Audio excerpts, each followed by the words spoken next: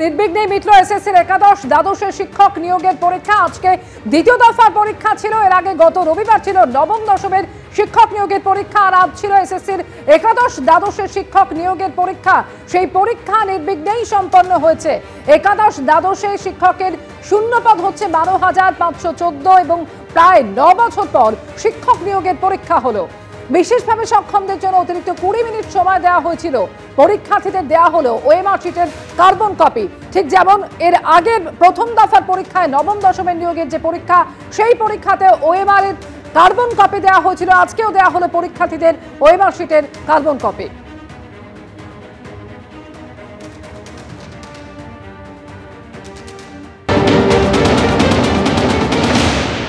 আগামী 10 বছর school service commission এটি সংরক্ষণ করবে। এছাড়াও একাধিক ব্যবস্থা নেওয়া হয়েছে এই পরীক্ষা যাতে স্বচ্ছ, নিরপেক্ষ এবং ত্রুটিমুক্ত হয়। তা সবকটা এখানে প্রকাশ্য নয়, আমাদের এই পরীক্ষা সুরক্ষার কারণে। আমার বিশ্বাস স্কুল সার্ভিস কমিশন নেওয়া আজকের গত রোববার এবং আজকের এই দুই পরীক্ষা, এই বিশেষ এবং তার জন্য গৃহীত ব্যবস্থাগুলি কমিশনের স্বচ্ছতা এবং নিরপেক্ষতার উপর সমাজ এবং চাকরি প্রার্থীদের বিশ্বাস নিশ্চিতকরণ করবে, দৃঢ় করবে। এবং মাননীয় মুখ্যমন্ত্রী মমতা বন্দ্যোপাধ্যায় সরকারের উপর মানুষ বারবার যে আস্থা রেখেছে, সেই আস্থার এক পুনর্নবীকরণ ঘটাবে। ভারত পাক ম্যাচ নিয়ে চড়ছে পারদ। পহেলগাঁওয়ের পরে কিভাবে পাকিস্তানের সঙ্গে ম্যাচ? হিন্দু পর্যটকদের বেছে বেছে খুন করেছে জঙ্গিরা, তারপরও ম্যাচ? প্রশ্ন পহেলগাঁওয়ে নিহত পর্যটকদের পরিবারের। মোদী সরকারকে নিশানা বিরোধীদের, জানিয়ে আইসিসির ঘাড়ের দায় ঠেলার চেষ্টায় বিজেপি। আর এই ভারত পাকিস্তান ম্যাচের আগে বিস্ফোরক তৃণমূল সাংসদ কল্যাণ বন্দ্যোপাধ্যায়। দেশ জুড়ে জ্যাঠা ভাইপো চলছে। জ্যাঠা নরেন্দ্র মোদী আর ভাইপোরা গোটা দেশ জুড়ে ছড়িয়ে রয়েছে। এশিয়া কাপে ভারত পাকিস্তান দ্বৈরথের আগে বিস্ফোরক মন্তব্য তৃণমূল সাংসদ কল্যাণ বন্দ্যোপাধ্যায়।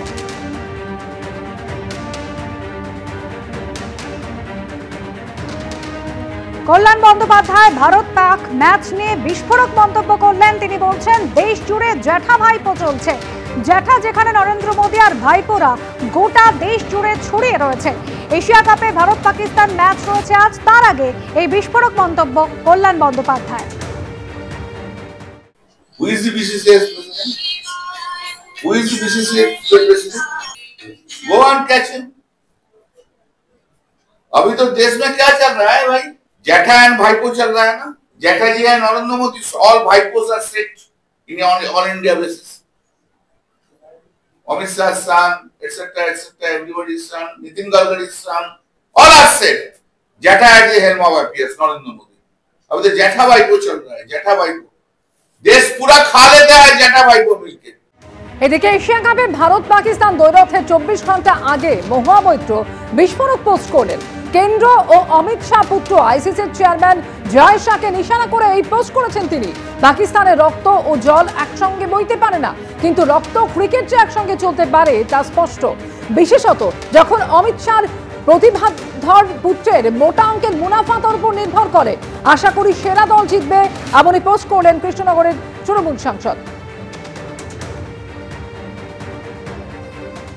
एसीसी या आईसीसी करवाती है, वहाँ पे किसी भी देश के लिए मजबूरी या जरूरी हो जाता है भाग लेना।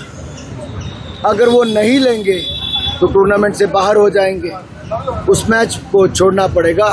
तो वैसे दूसरी टीम को उसके पॉइंट्स भी मिल जाएंगे। तो इसकी बजाय जो आपकी प्रतिबद्धता है, चाहे कोई भी खेल है, उसमें मल्टीनेशनल टूर्नामेंट में आपको खेलना ही पड़ता है। लेकिन बायलैटरल टूर्नामेंट भारत पाकिस्तान के साथ नहीं खेलता।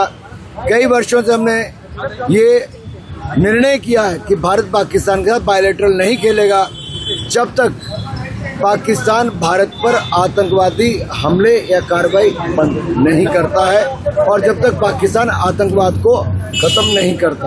ভারত পাক ম্যাচের আগে উত্তেজনা পারদ তুঙ্গে। পহেলগাঁওয়ের পরেও কিভাবে পাকিস্তানের সঙ্গে ম্যাচ? হিন্দু পর্যটকদের বেছে বেছে খুন করেছে যেখানে জঙ্গিরা, তারপরেও ম্যাচ? এমনই প্রশ্ন তুলছেন পহেলগাঁওয়ে নিহত পর্যটকদের পরিবারের সদস্যরা। बीसीसीआई को इस चीज को एक्सेप्ट ही नहीं करना चाहिए था कि पाकिस्तान के साथ मैच इंडिया करे। ये बहुत बड़ी हमारे ही देश में लोग गलती कर रहे हैं इस चीज को एक्सेप्ट करके। बीसीसीआई की इमोशंस मुझे लगता है ही नहीं उन 26 परिवार की तरफ। वो 26 परिवार, उसके बाद ऑपरेशन सिंदूर में मारे गए जवान, इन सब की मौत आपके लिए कोई फर्क नहीं है, इन सब की शहादत आपके लिए कोई मत वैल्यू नहीं रखती। शायद इसलिए क्योंकि आपके घर से कोई नहीं गया, बीसीसीआई के जितने भी लोग हैं उनकी फैमिली से कोई नहीं गया, इसलिए कोई नहीं बोल रहा, शायद इसलिए कोई रिएक्शन नहीं दे रहा। दूसरी चीज, ये क्रिकेटर्स हमारे कहाँ सो रहे हैं। सबसे ज्यादा अगर बोला जाता है कि नेशनैलिटी है किसी में तो क्रिकेटर्स में होती है, जितना मैंने सुना है, जितना मैंने समझा है। इसीलिए क्रिकेट को एक नेशनल गेम की तरह देखा जाता है, जबकि हॉकी हमारा नेशनल गेम है। उसके बाद एक भी क्रिकेटर, एक दो के अलावा क्रिकेटर्स आए नहीं हैं ये बोलने कि नहीं हमें इंडिया पाकिस्तान का मैच बायकॉट करना है, हम पाकिस्तान के साथ नहीं खेलना चाहते। आप स्टैंड लो ना। बीसीसीआई की इतनी हिम्मत थोड़ी ना है कि आपके ऊपर बंदूक रख के आपको गेम खिलवा देगी। आप स्टैंड लीजिए अपने देश के लिए। आपके पड़ोसी मुल्क ने आके आपके देश में घुस के आपके लोगों को हिंदू पूछ के मारा है और आप उसकी शक्ल देख के उसके साथ एक मैच खेलोगे? ম্যাচটা পাকিস্তানের সঙ্গে না খেলতে হয়তো ভালো হতো। এর মনে কতটা কি আছে রয়েছে আমি জানি না, কিন্তু যেহেতু এই ঘটনা আমার সঙ্গে ঘটেছে, হ্যাঁ, বা আরো 26টা ফ্যামিলির সঙ্গে ঘটেছে, আমার মনে হয় তারা সবাই কেউ চাইবে না ভারত মানে পাকিস্তানের সঙ্গে ভারত খেলে। যেই দেশ সন্ত্রাসকে প্রশ্রয় দেয়, ঠিক আছে, সবচেয়ে বড় কথা সন্ত্রাসকে প্রশ্রয় দেওয়া এবং জঙ্গিদের কে ওখানে প্রশ্রয় দিচ্ছে, তাদের সঙ্গে ম্যাচ খেলাটা আমার মনে হয় যে এটা সমীচীন বলে আমার মনে হয় না। এই নৃশংস ঘটনার পরে আমাদের প্রধানমন্ত্রী নরেন্দ্র মোদী অনেক বড় বড় কথা বলেছে। এই অপারেশন সিঁদুর করলেন, সবকিছু করলেন, কিন্তু সন্ত্রাসবাদ কি মানে কমানো গেছে? আর পাকিস্তানের সাথে কিসের সম্পর্ক, কিসের খেলা, এটা কিছুতেই আমরা মেনে নিতে পারছি না।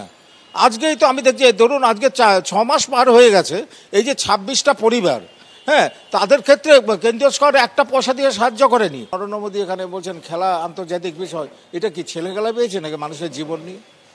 এটা কি রাষ্ট্র যে চালক, যিনি রাষ্ট্র পরিচালনা করবেন, দেশের মানুষের উন্নতি কল্পে এবং তাদের সুরক্ষা দেবেন, সেই জায়গার পরিবর্তে তারা খেলা নিয়ে মেতে গেলেন কি করে? আর যে পরিবারগুলি ক্ষতিগ্রস্ত হয়েছে, কই তাদের সম্পর্কে তো একটা কথা বলছে না।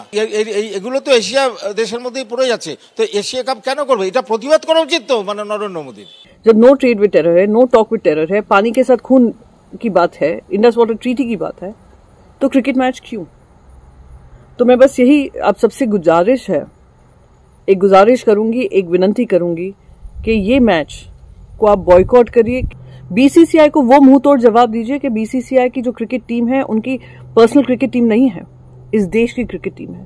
देश की सरकार को ये जवाब देना जरूरी है कि हम दो मुंही बात नहीं कर सकते हैं, और ये जवाब हम तभी दे पाएंगे जब हम इनको तरसाएंगे to earn even 1 single rupee of revenue through this match.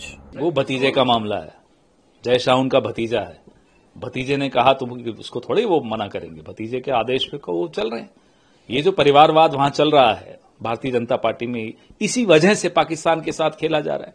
इनके बड़े बड़े आला पदों पर बैठे हुए लोग, उनके बच्चे पाकिस्तान के साथ बिजनेस करते हैं, तब इन्हें नहीं समझ में आता।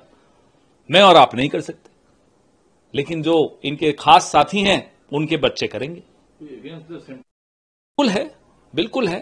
आप सिंधु जल समझौते को आपने अबेयंस में डाल दिया, कहा कि पानी और खून इकट्ठे नहीं बह सकता। क्रिकेट क्या उससे भी ज्यादा महत्वपूर्ण है? क्यों? क्योंकि पैसा आ रहा है जय शाह के पास। খেলা যখন হচ্ছে তো সবসময় চাইবো ইন্ডিয়া ভরপুর জিতুক, পাকিস্তানকে গোহারা হারাক। তো সুতরাং নিশ্চিতভাবে যদি খেলা যখন হচ্ছেই, তো তখন তো ভারতের জয় তো সর্বক্ষেত্রে, মানে সীমান্তেও ভারতের জয় চাইবো, ক্রিকেট মাঠেও ভারতের জয় চাইবো। ধরুন যখন সেনারা রক্ত দিচ্ছেন, সেনারা জীবন দিচ্ছেন, তখন খেলা হওয়া উচিত কি উচিত না, এটা নিয়ে একটা মতপার্থক্য থাকবেই। আমাদের আবেগ একরকম হবে, অন্যদের যারা বলছে, কিন্তু খেলাটা যখন আলটিমেটলি হচ্ছেই, তো তখন তো ভারতের জয়ই চাইব। কিন্তু এবার সেই সেনা পরিবার বা সেই যারা রোজ লড়াই চালিয়ে যান, পাক সেনা পাক জঙ্গিদের বিরুদ্ধে, তাদের সেন্টিমেন্ট, তাদের পরিবারের সেন্টিমেন্ট, দেশবাসীর সেন্টিমেন্ট সেখানে নিশ্চয়ই বিচার্যের মধ্যে থাকবে।